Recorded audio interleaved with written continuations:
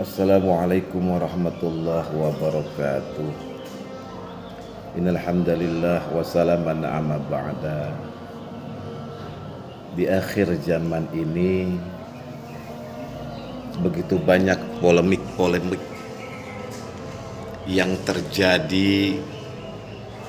Ada polemik nasab, ada polemik meminta konfirmasi nasab, dan ada polemik Mama Gufron ya yang sangat nyentrik dan menggelitik dengan gaya makoli-makolinya dan sebagainya.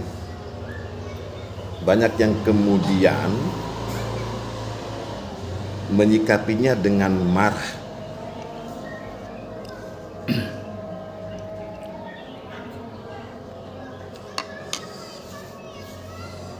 Ada yang menyikapinya dengan marah, nervous, law enforcement, persekusi, dan sebagainya. Mereka sudah lupa, mereka sudah tidak mengurusi urusan umat lagi. Ya. Bagaimana sekarang masyarakat sudah terjangkit ya penyakit sosial ya, seperti judi online, pinjaman rentenir,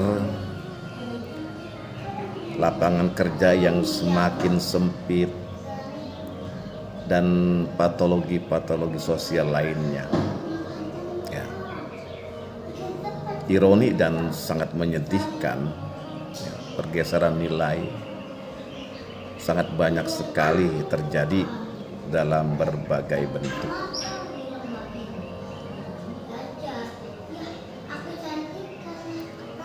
Padahal mereka hakikatnya adalah orang muslim. Ya, muslim itu sendiri artinya kan orang yang cinta dengan perdamaian. Imbas dan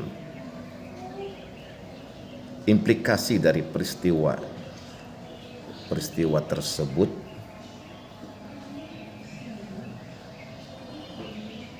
membuat renggangnya hubungan antar sesama muslim. Apakah ini takdir atau keegoisan ya dari diri kita? Ya. Ini kemudian menjadi renungan kita, menjadi ya, pemikiran kita. Ya, sahabat-sahabatku yang dimuliakan oleh Allah Subhanahu wa taala.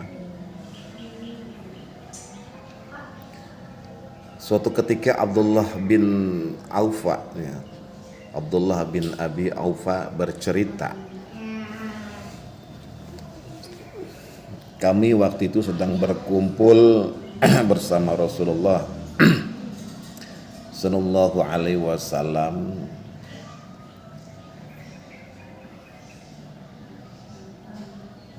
Tiba-tiba beliau berkata,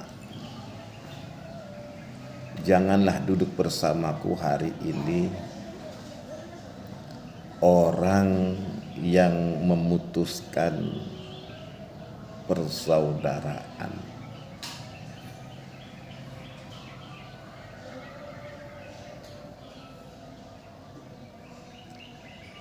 Segera seorang pemuda berdiri meninggalkan majelis Rasulullah. Rupanya sudah lama dia bertengkar dengan bibinya. Dia lalu meminta maaf kepada bibinya, lalu bibinya pun memaafkannya. Setelah ini ya barulah dia kembali ke majelis Nabi. Nabi Shallallahu Alaihi Wasallam berkata, sesungguhnya rahmat Allah tidak akan turun kepada satu kaum, pada suatu kaum yang di situ ada orang yang memutuskan persaudaraan. Perhatikanlah keluarga kita, kaum yang paling kecil. Bila di dalamnya ada beberapa orang yang sudah tidak saling menegur, sudah saling menjauh, apalagi kalau di belakang saling menohok dan memfitnah, maka rahmat Allah akan dijauhkan dari seluruh anggota keluarga kita. Kemudian perhatikan umat Islam Indonesia, kaum yang lebih luas. Bila di dalamnya masih ada kelompok yang mengkafirkan kelompok yang lain,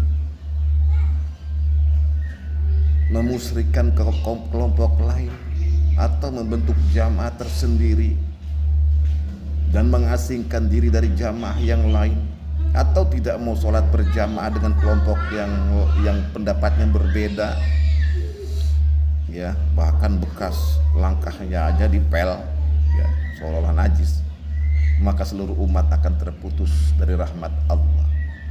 Sangat sulit umat yang seperti itu akan memperoleh kemenangan. Maukah kalian aku tunjukkan amal yang lebih besar pahalanya daripada sholat dan puasa? Tanya Rasulullah Shallallahu Alaihi Wasallam kepada para sahabat-sahabatnya. Tentu saja, jawab mereka. Rasulullah menjawab, engkau damaikan orang-orang yang bertengkar, menyambungkan persaudaraan yang terputus, mempertemukan kembali saudara-saudara yang terpisah, menjembatani berbagai kelompok dalam Islam, dan mengukuhkan ukhuwah di antara mereka adalah amal soleh yang besar pahalanya. Barang siapa ingin dipanjangkan umurnya, usianya, dan dibanyakkan rezekinya oleh Allah, hendaknya dia menyambung silaturahmi atau persaudaraan. Abu Dzar adalah sahabat yang sangat dikasihi Nabi. Dialah orang pertama yang mengucapkan salam Islam pada zaman jahiliyah. Dia pernah menahan rasa hausnya walaupun kantong air digantungkan di pinggangnya, dan baru akan meminum air itu setelah Rasulullah Shallallahu Alaihi Wasallam meminumnya. Dia dipuji Nabi sebagai sahabat yang lidahnya paling jujur. Dia hidup sederhana dan bergabung dengan orang-orang yang sederhana. Islam telah mengubah masa lalunya sebagai pemberontak menjadi masa kininya sebagai pejuang. Banyak nasihat Nabi kepada Abu Dzar. Salah satu di antaranya, kekasihku Nabi yang mulia Sallallahu Alaihi Wasallam berwasiat kepadaku beberapa hal yang baik. Beliau berwasiat agar aku tidak memandang orang yang di atasku dan hendaknya memandang orang yang di bawahku. Beliau mewasiatkan kepadaku untuk menyayangi orang miskin dan akrab dengan mereka. Beliau mewasiatkan kepadaku untuk menyambung persaudaraan walaupun dengan orang yang menjauhiku.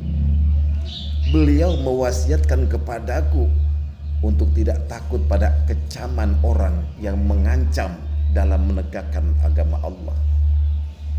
Beliau mewasiatkan kepadaku untuk mengatakan yang benar walaupun pahit.